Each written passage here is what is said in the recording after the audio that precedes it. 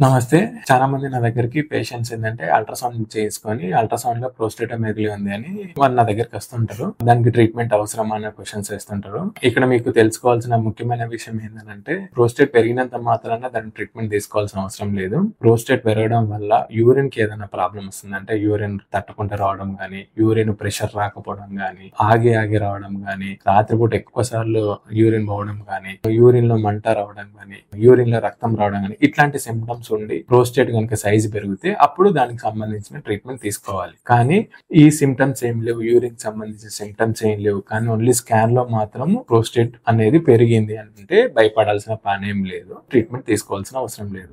కానీ ప్రోస్టేటోమెగాలీ అని స్కాన్ లో వచ్చిన ప్రతి పేషెంట్ ఎవ్రీ 6 months కానీ 1 year కి ఒకసారి రిపీట్ స్కాన్ చేసుకుంటూ ఉండాలి. ఫ్యూచర్ లో ఏమైనా సైజ్ పెరుగుతుందా లేదా, దానివల్ల ఏమైనా కిడ్నీస్ ఏమైనా డ్యామేజ్ అవుతున్నా లేవా అని తెలుసుకుంటూ ఉండాలి.